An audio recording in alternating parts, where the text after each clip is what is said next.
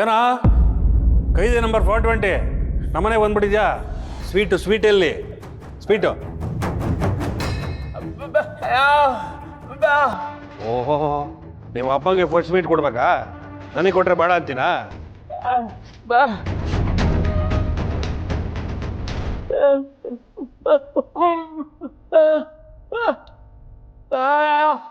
ಏ, ಜೈಲು ಊಟ ಹೆಂಗಿತ್ತು? ಜೈಲು ಊಟ ವೆಂಕಿ, ಚೆನ್ನಾಗಿದೆಯಾ ವೆಂಕಿ? ಜಲ್ವೆ ಬರ್ಲಿಲ್ವಾ? ಇದಾರೆ. ವೆಂಕಿ, ಹೇಗಿದ್ಯಪ್ಪ? ಹೇಗಿದ್ಯೋ?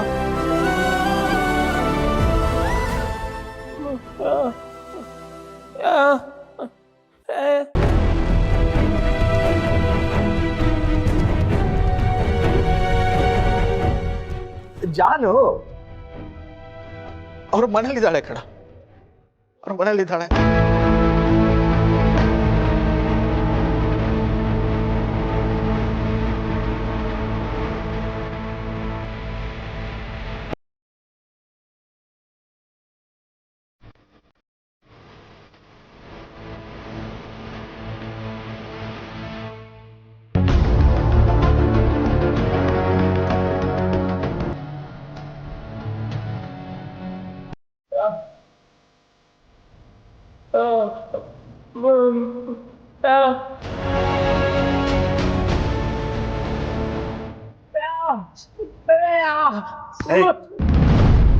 ಅವಳು ಮೆಣಸಿನ್ಕಾಯಿ ಘಾಟಿಗೆ ಅಳ್ತಾಳೆ, ನೀನು ಮಾತಾಡಿದ್ರು ಅಳ್ತಾಳೆ.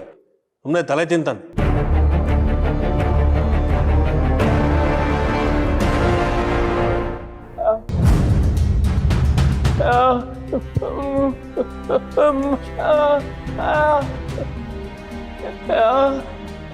ಏನಿಲ್ಲಪ್ಪ, ಅವಳು ಮನೇಲಿ ಆರಾಮಾಗಿದ್ದಾಳೆ.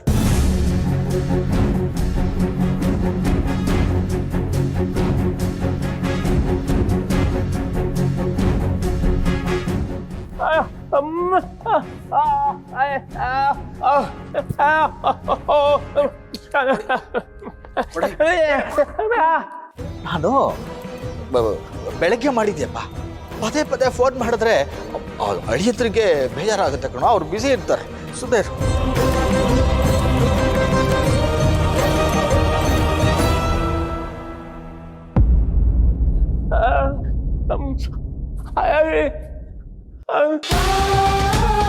ಜಾನ್ವಿಯವರು ಸಮುದ್ರ ನೋಡಬೇಕು ಅಂತ ಆಸೆ ಪಟ್ಟರು.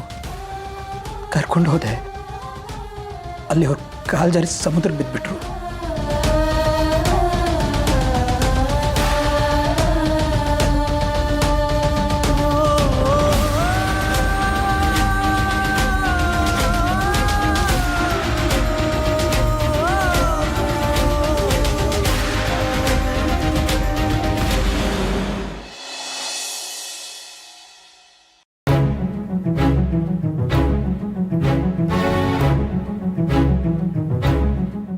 ಯಾಕೆ ಭಾನವ ಇಷ್ಟೊಂದು ಯೋಚನೆ ಮಾಡ್ತಾ ಇದ್ದೀರಿ?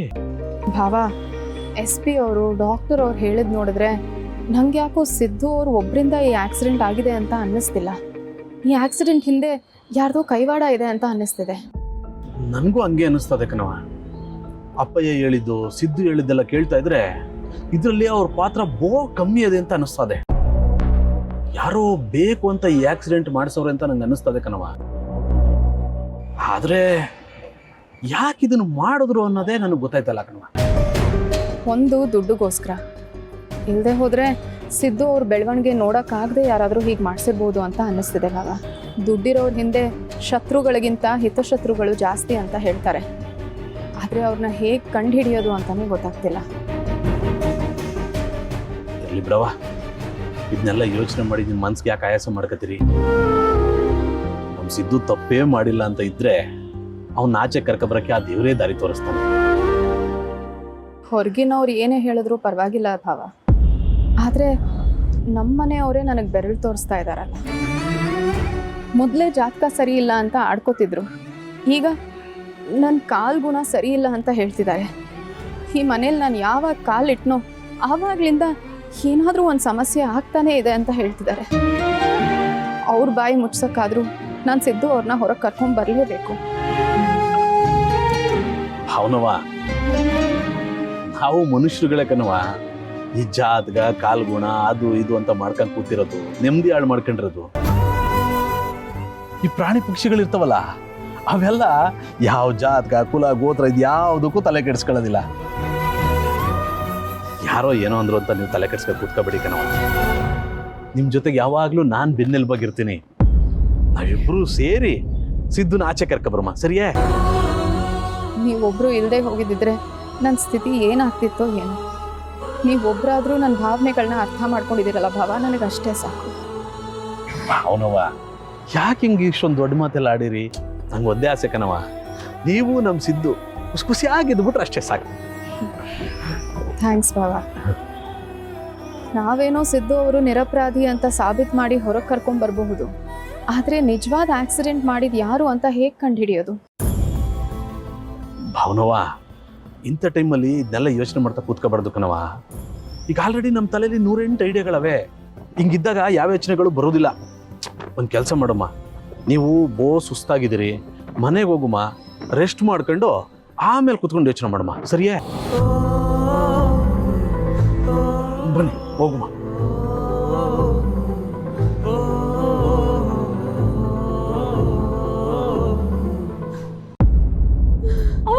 ನಿನ್ ಬಾಯ್ ಸುಮ್ನೆನೆ ಇರಕ್ಕಿಲ್ವಾ?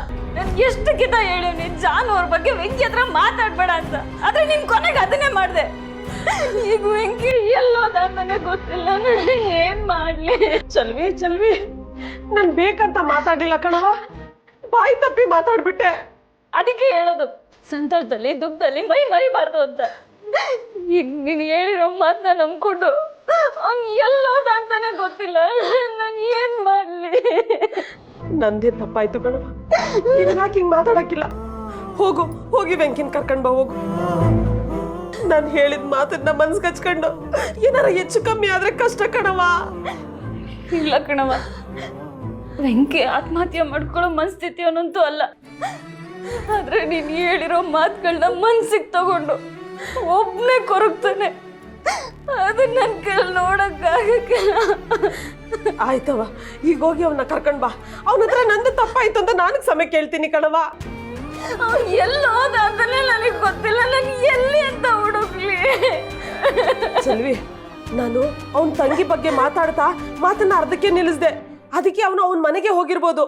ನೀನ್ ಅಲ್ಲೋಗಿ ಅವನ್ನ ಕರ್ಕೊಂಡ್ ಬಾ ಕಣವ. ಆದ್ರೆ ನಿನ್ನೊಬ್ಳನ್ನೇ ಅಯ್ಯೋ, ನನ್ ಬಗ್ಗೆ ಯೋಚನೆ ಮಾಡ್ಬೇಡ, ಹೋಗವ. ಹೋಗು, ನಿನ್ ಗಂಡನ ಬಗ್ಗೆ ಆಲೋಚನೆ ಮಾಡು.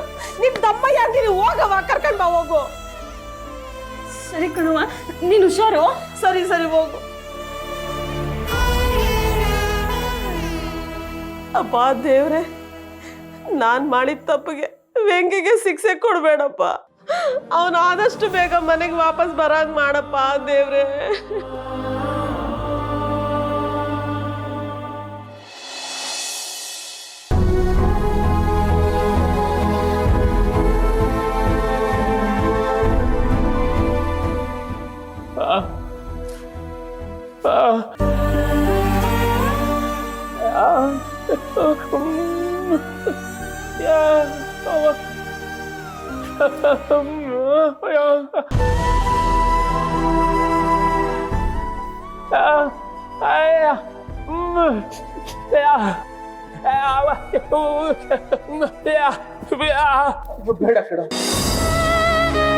ನನ್ನ ಜೊತೆ ಮಾತಾಡ್ಲಿಲ್ಲ ಅಂದ್ರೆ ನಾನು ಇನ್ಯಾರ ಜೊತೆ ಮಾತಾಡ್ಲಿ ವೆಂಕಿ?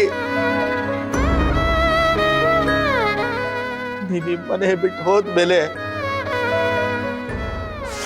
ನಾನು ಎಷ್ಟು ದುಃಖ ಪಟ್ಟಿದ್ದೀನಿ ಅಂತ ನನ್ನೊಬ್ಬನಿಗೆ ಗೊತ್ತಪ್ಪ. ಜಾನು ನೋಡ್ಬೇಕಾ? ಬರು ಬಾ.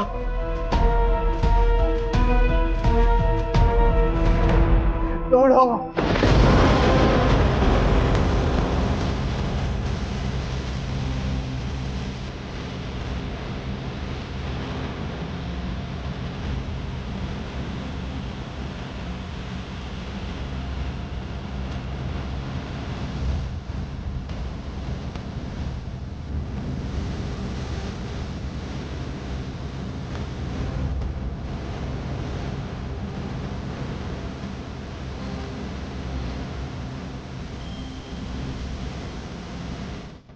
ವೆಂಕಿ,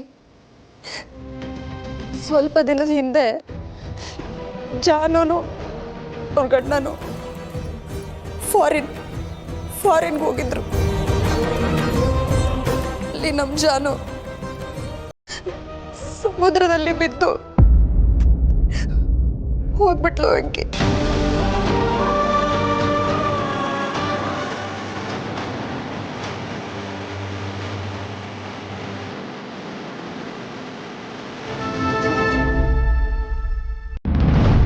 ವೆಂಕಿ, ಈ ವಿಷಯನ ನಿನಗೆ ಹೇಳೋಣ ಅಂತ ಅನ್ಕೊಂಡ್ವಪ್ಪ.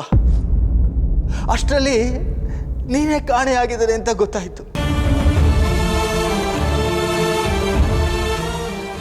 ಒಂದ್ ಕಡೆ ಜಾನು ನಮ್ಮನ್ನು ಬಿಟ್ಟೋದ್ಲು, ಇನ್ನೊಂದ್ ಕಡೆ ನೀನು ಎಲ್ಲೋಗಿದ್ಯಾ ಅಂತಾನೆ ಗೊತ್ತಿಲ್ಲಪ್ಪ. ನಿನ್ನನ್ನು ಹುಡುಕದೇ ಇರೋ ಜಾಗನೇ ಇಲ್ಲ ಕಣೋ, ಎಲ್ಲ ಕಡೆ ಹುಡುಕ್ತೋ. ನಿನ್ನನ್ನು ಕೋರ್ಟಲ್ಲಿ ಅವ್ನು ನೋಡಿದಾಗಲೇ ಗೊತ್ತಾಗಿದ್ದು ಇಷ್ಟೆಲ್ಲ ನಡೆದು ಹೋಗಿದೆ.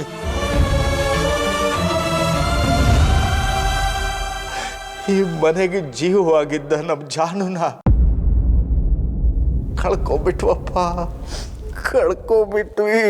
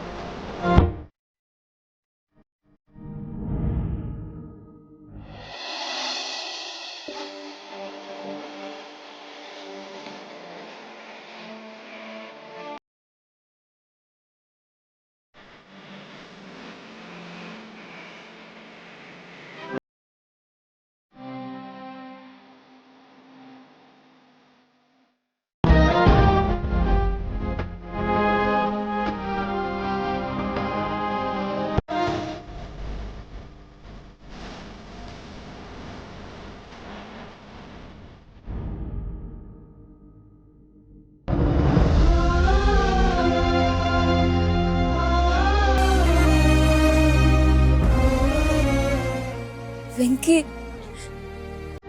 ಇಲ್ಲೇ ಕೂತಿದ್ಯಾ? ನಡಿ, ಮನೆ ಒಳಗೆ ಹೋಗುಮ್ಮ, ಮಾವ್ರು ಮಾತಾಡ್ಸುಮ್ಮ.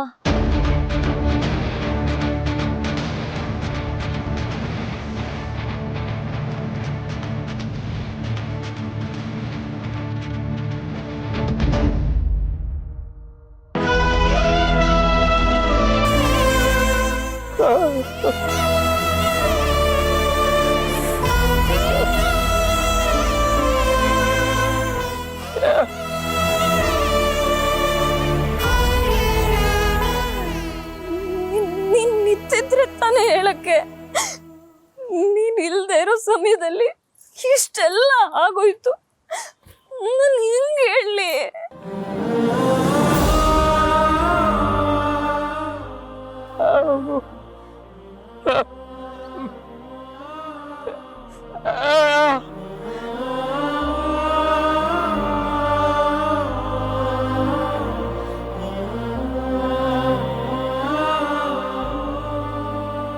ನೀನಿದ್ದ ಪರಿಸ್ಥಿತಿಲಿ ನಾನು ಏನು ಅಂತ ಹೇಳಿ ವೆಂಕಿ?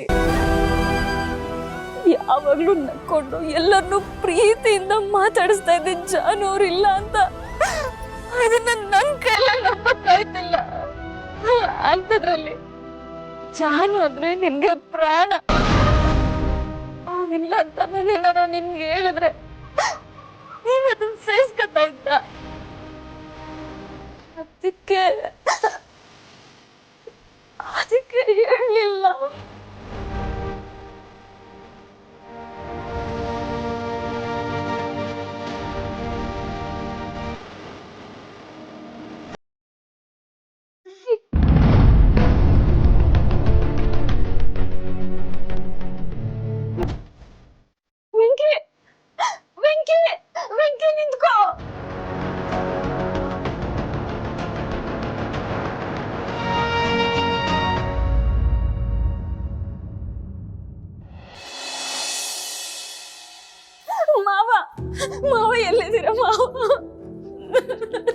ಚಲ್ವಿ, ಯಾಕಮ್ಮ ಏನಾಯ್ತು? ಯಾಕಿಷ್ಟು ಗಾಬರಿ ಮಾಡ್ಕೊಂಡಿದ್ಯಾ? ಮಾವ, ಬೆಂಕಿಗೆ ಜಾನು ಅವ್ರ ಬಗ್ಗೆ ಎಲ್ಲ ವಿಷಯ ಗೊತ್ತಾಗೈತೆ. ಇಷ್ಟ ದಿನ ನೀನ್ ಯಾಕೆ ಈ ವಿಷಯ ಎಲ್ಲ ನನ್ನಿಂದ ಮುಚ್ಚಟ್ಟೆ ಅಂತ ಕೋಪ ಮಾಡ್ಕೊಂಡು ಎಲ್ಲೋ ಹೋಗ್ಬಿಟ್ರು. ಏಯ್ ಚೆಲ್ವಿ, ಅವನು ಜೈಲಿಂದ ವಾಪಸ್ ಬಂದಿದ್ದಾನೆ ತಾನೆ? ಸುಮ್ಮನೆ ಇರು, ಯಾಕೆ ಅಳ್ತೀಯ? ಇಲ್ಲೇ ಎಲ್ಲ ಹೋಗಿರ್ತಾನೆ, ಬರ್ತಾನೆ ಬಿಡು. ಸಂತು,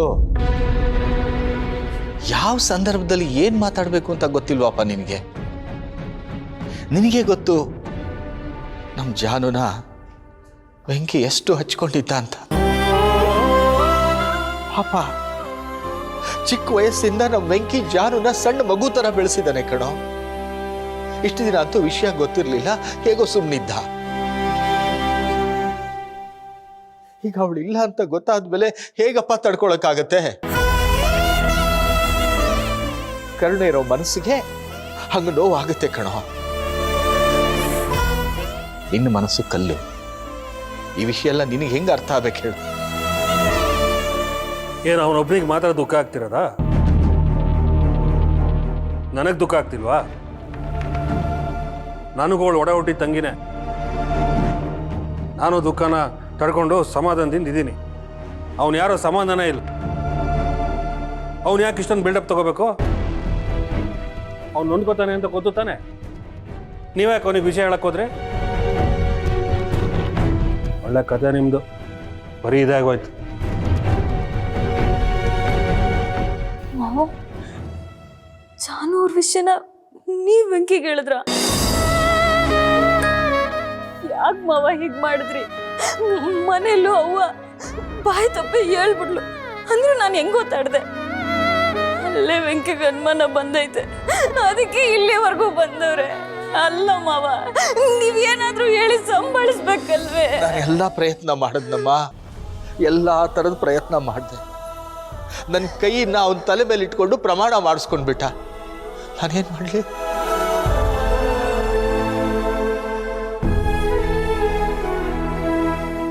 ನೋಡಮ್ಮ, ನೀನೇ ಅವನನ್ನ ಹುಡುಕಿ ಸಮಾಧಾನ ಪಡಿಸ್ಬೇಕು. ಅವನನ್ನ ನನಗೆ ನೋಡಕ್ ಸಾಧ್ಯ ಇಲ್ಲ. ಹೋಗಮ್ಮ, ಅವನ್ ನೋಡಿ ಎಲ್ಲಿದ್ದಾನೆ ಅಂತ ಹುಡುಕಿ ಸಮಾಧಾನ ಮಾಡಿ ಹೋಗಮ್ಮ. ಮಾವ, ಅವ್ರು ಎಲ್ಲವ್ರೆ ಅಂತಾನೆ ನನಗೆ ಗೊತ್ತಿಲ್ಲ. ನಾನೊಬ್ಳೆ ಹೆಂಗ್ ಹುಡುಗ್ಲಿ ಮಾವ? ಚೆಲ್ವಿ, ಅವನ್ ಎಲ್ಲೂ ಹೋಗಿರಲ್ಲಮ್ಮ. ಚಿಕ್ಕನ್ನಿಂದ ಅವನ ಮನಸ್ಸಿಗೆ ಬೇಜಾರಾದಾಗ ಆ ದೇವಸ್ಥಾನ ಇದೆ ನೋಡು, ಅಲ್ಲೋಗಿ ಕೂತ್ಕೊಳ್ತಿದ್ದ. ನನ್ಗೆ ಈಗಲೂ ಅನ್ಸುತ್ತೆ ಅಲ್ಲೇ ಹೋಗಿರ್ತಾನೆ. ಹೋಗಮ್ಮ, ಹೋಗಿ ಸಮಾಧಾನ ಮಾಡು. ಹೋಗಮ್ಮ, ಅಲ್ಲಿ ಇರ್ತಾನೆ, ನೀನು ಹೋಗಿ ನೋಡು. ಸರಿ ಮಾವ.